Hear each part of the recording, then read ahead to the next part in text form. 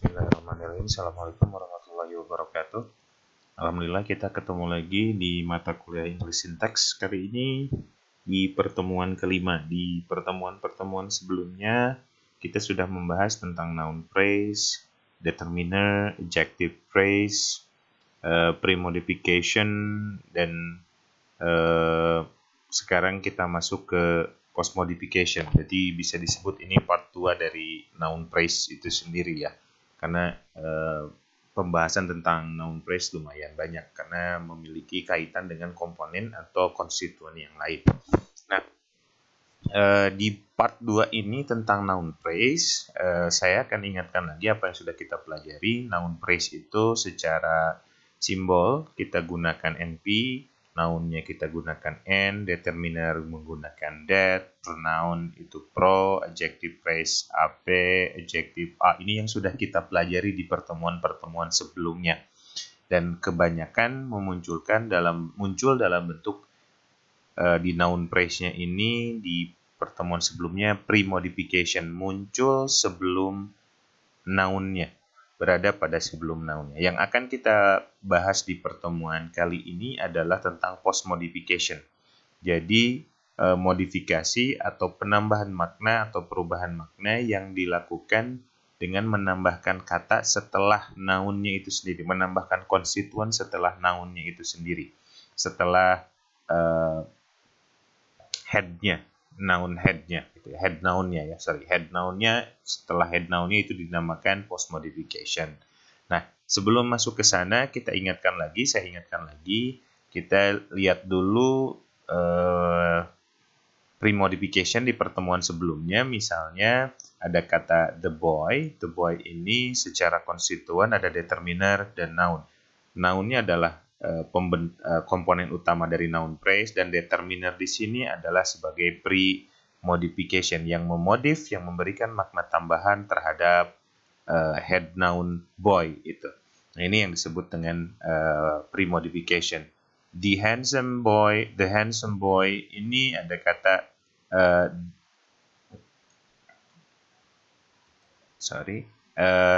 ada boy-nya di sini, ada kata boy dimodifikasi atau diberi makna tambahan dengan kata the handsome. Artinya ada penambahan determiner, adjective, dan noun. Kalau di sebelumnya hanya determiner, ini disebut dengan premodification, memodif atau memberi makna tambahan berada di sebelum kata bendanya muncul. Kalau di sini hanya ada determiner, di sini ada determiner dan adjective. Dan penggunaan adjective pun sudah kita bahas di pertemuan sebelumnya. Ada yang digunakan secara atributif, ada yang menggunakan secara predikatif. Nah, ini yang saya ingatkan di pertemuan sebelumnya. Untuk pertemuan kali ini adanya post modifications.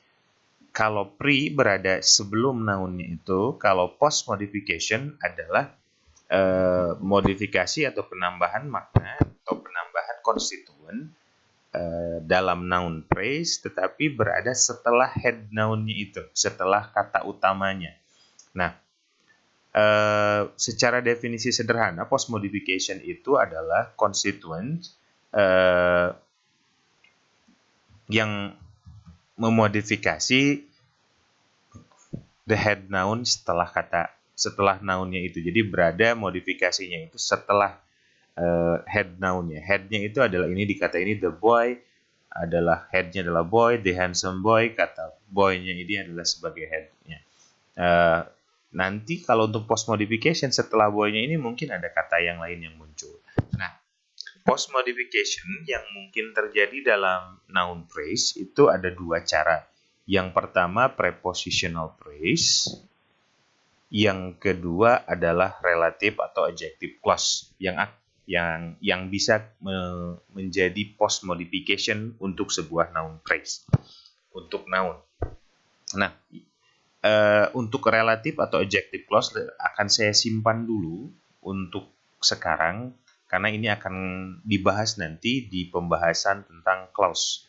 Jadi saya akan gabungkan pembahasan clause dengan pembahasan clause. Di sini hanya akan kita bahas yang namanya post modification itu yang dilakukan oleh prepositional phrase.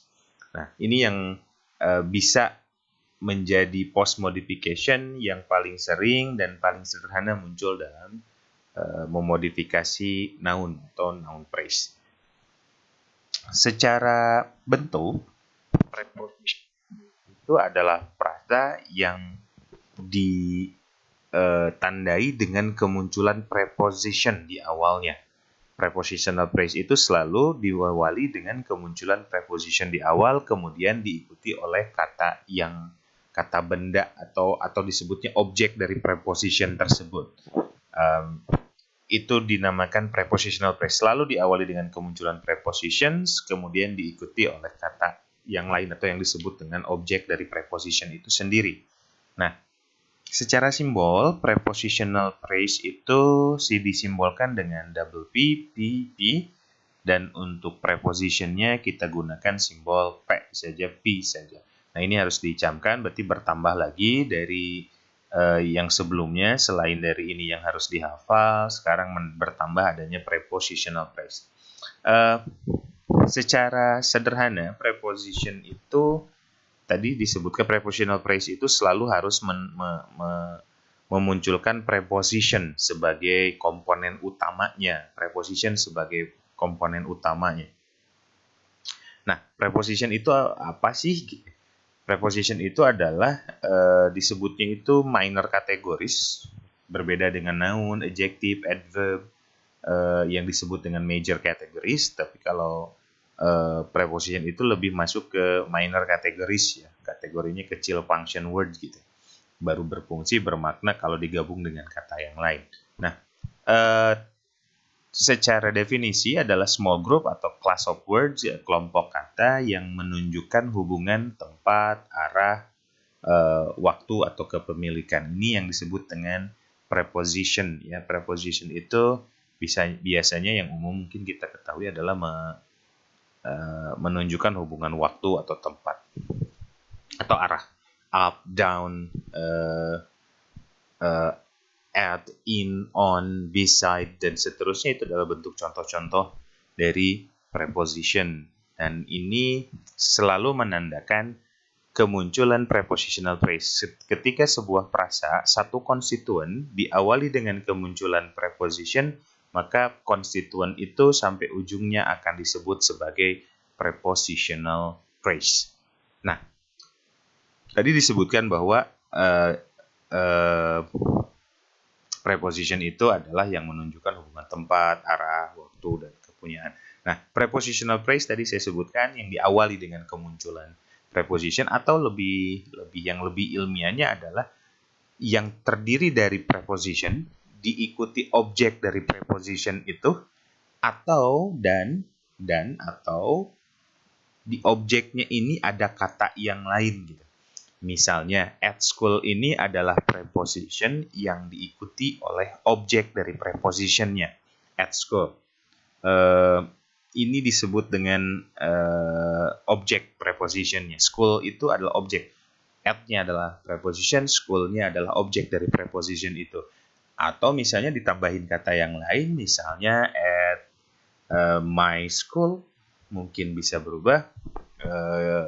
Ada modifikasi terhadap objeknya. Misalnya from Garut. Ini juga sama, ada prepositions dan ada kata bendanya. Till the end. Atau misal down the street. Ini yang dimaksud dengan ada prepositions, ada objeknya, dan yang memodifikasi objeknya. In the deep blue ocean, ini lebih prepositional phrase-nya lebih panjang, di mana ada preposition, kemudian ada kata yang memodifikasi kata ocean-nya. Ini ada in the deep blue oceans. Ini bentuk preposition yang dimaksud dengan terdiri atas preposition ditambah objek, atau ditambah preposition ditambah pre-modification untuk objek itu. Dan biasanya bergabung preposition ini berpasangan dengan noun phrase, dengan kata benda. School kata benda, Garut kata benda, the end kata benda, the street kata benda, deep blue ocean juga noun phrase. Jadi P itu diikutinya oleh noun phrase, ya, noun phrase. Baik, kita akan contohkan ke dalam bentuk-bentuk eh, kalimat ketika post modifications yang dilakukan oleh prepositional phrase itu muncul. Pertama, misalnya ada kalimat the cat in the picture is cute. The cat in the picture is cute. Yang kita bicarakan adalah adanya modification untuk kata cat ini. Which cat are we talking about? Yang cat yang mana yang kita maksud? Cat ada modifikasi the yang disebut dengan pre-modification, dan in the picture ini yang disebut dengan post-modification. Kita tandai saja warna hijau untuk bentuk modifikasinya, baik pre ataupun post. Tapi yang jelas kata utamanya adalah kata cat, ya, kata cat. Dan, ini pun sama. Ini karena satu konstituen noun phrase, ini berada pada posisi sebagai subjek dari kalimat ini, sedangkan di kalimat nomor 2 ini the cat-nya juga sama, masih tentang the cat, tetapi ada sedikit perbedaan. Secara konstituen dia berada pada konstituen sebagai objek pada kalimat ini. Tapi secara bentuk dia adalah bentuk noun phrase, di mana kata utamanya atau head-nya itu adalah noun, ada muncul pre-modification ataupun post-modifications. Ini yang disebut dengan post-modification ini yang di belakang muncul setelah kata bendanya, muncul setelah the head noun-nya. Ini pun sama. Mungkin itu penjelasan tentang post-modification yang bisa dipahami. Nah, untuk kalimat nomor 1 secara struktur kalimat, the cat in the picture, ini secara susunan itu terdiri dari determiner, bedanya determiner, adanya noun phrase di sini, dan ada prepositional phrase. Ini yang saya susunkan seperti ini. Nah, secara susunan begini. Jadi ada determiner, ini determiner, noun phrase di tengah, dan prepositional phrase. Nah, ini yang disebut dengan, yang determinernya adalah pre-modification, yang prepositional phrase-nya karena muncul setelah noun phrase-nya atau setelah noun-nya, itu disebut dengan post-modification. Nah, kita lihat secara susunan analisis konstituennya ya. Misalnya the cat in the picture is cute, ini bentuk yang kita sebut sebagai gabungan antara noun phrase dengan prepositional phrase dan ada adjective phrase. Kita lihat kalimat ini secara utuh terdiri atas 2 bagian utama. Bagian pertama itu subjeknya adalah the cat in the picture, dan predicate-nya adalah is cute. Jadi ini subjeknya, ini predicate-nya. Dan kita bisa lihat bahwa yang namanya subjek ini masih dalam bentuk noun phrase. Noun phrase-nya sudah muncul, predicate-nya adalah verb phrase. Ya. Nah, di sini kita lihat bahwa dipecahnya itu selalu dengan kaidah yang immediate constituent, tidak boleh langsung pecah ke bagian terkecil, tapi pelan-pelan. Pertama, determiner dengan noun. Ada dianggap bahwa determinernya ada the cat in the picture, ini adalah noun phrase-nya. Jadi kalau muncul di sini adalah di bagian ini adalah cat in the picture. Nah, kemudian baru dipecah lagi determiner, ada noun, dan si noun phrase-nya ini dipecah. Yang tadinya cat in the picture adalah terdiri atas noun dan prepositional phrase. Noun dan prepositional phrase. Nah, di mana prepositional phrase-nya nanti terdiri atas apa? Ada preposition dan noun phrase lagi. Prepositional phrase-nya itu terdiri dari in dan the picture. Ada preposition dan ada noun phrase. Preposition dan noun phrase, baru nanti noun phrase-nya dipecah lagi, terdiri atas the picture, determiner, dan noun phrase. Sisanya sama seperti dengan gambaran yang pernah kita bahas di minggu kemarin, di minggu sebelumnya. Tata caranya, aturan mainnya sama. Di predicate dia berfungsi sebagai complement, sebagai objek, ataupun sebagai adverbial, dia tetap mengisi kolom yang relatif sama dengan pertemuan sebelumnya. Ini kalau berposisi sebagai subjek. Sekarang kita lihat kalau prepositional phrase yang muncul sebagai post modification di kata benda itu munculnya sebagai objek. The cat with 3 legs ini muncul sebagai objek di kalimat ini, maka sebetulnya pada dasarnya sama dengan bentuk yang ini. Tetapi biar tidak bingung, mungkin asal kita sudah tahu tentang konstituen noun phrase itu seperti apa, kita tidak akan bingung ya. Misalnya the dog chased the cat, the dog-nya adalah, kalimat ini terbagi dua, the dog dan chase the cat with 3 legs.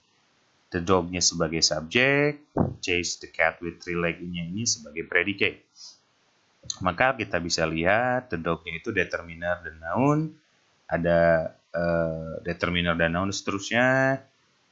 Chase the cat with 3 legs itu terdiri atas verb phrase ya. Verb phrase-nya ada verb, the chase-nya ini, the cat with 3 legs ini disebut dengan noun phrase. Ini secara keseluruhan tetap noun phrase karena head utamanya adalah kata cat. Meskipun ada prepositional phrase ke belakangnya. Kemudian kita lihat determiner dan noun phrase yang kita pisah. Noun phrase-nya adalah noun dan prepositional phrase. Noun-nya adalah cat, prepositional phrase-nya adalah with 3 legs. Kemudian kita pecah lagi with 3 legs itu ada P dan NP. Kita lihat bahwa kata 3, 1, 2, 3 numbers itu kita kategorikan sebagai quantifiers yang menunjukkan jumlah suatu benda, itu dikategorikan sebagai determiner ya.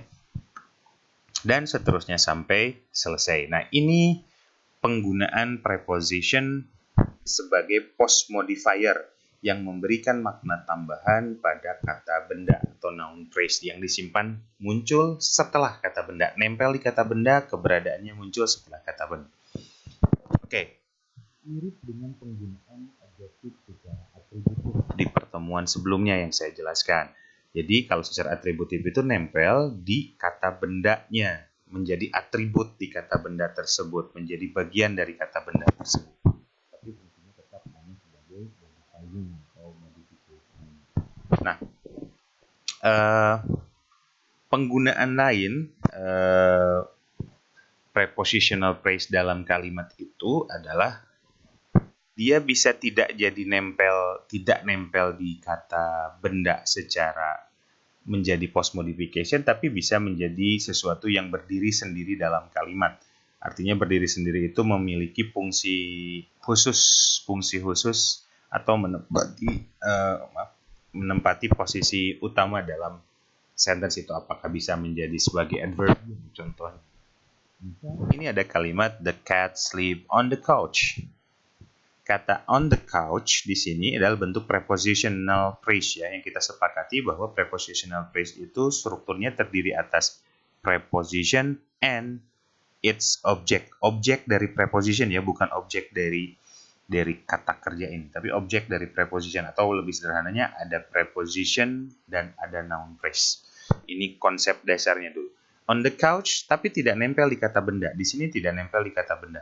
Misalnya tidak nempel di kata the cat, tapi ini benar-benar berdiri sendiri, stand alone ya, sebagai preposition. Atau misalnya my brother plays tennis in the morning, juga sama, in the morning adalah prepositional phrase, tapi dia tidak nempel dengan kata tenis. Misalnya dianggap my brother play tennis in the morning. Misalnya ini satu konstituen, bukan ya, ini nanti terpisah konstituen. Kenapa kita tahu terpisah konstituen? Karena ini terbagi menjadi subjek ini, verbnya ini, tenisnya sebagai objek. Nah, ini sebagai objek ya, ini sebagai objek, dan ini sebagai prepositional phrase atau sebagai bukan prepositional phrase, sebagai adverbialnya, bukan saya lupa tadi saya menyebutkan harusnya subjek, verb, object, dan adverbial, bukan preposition ya. Bentuknya preposition, fungsinya sebagai adverbial. Nah, ini tidak nempel di kata tenisnya karena dia tidak satu konstituen.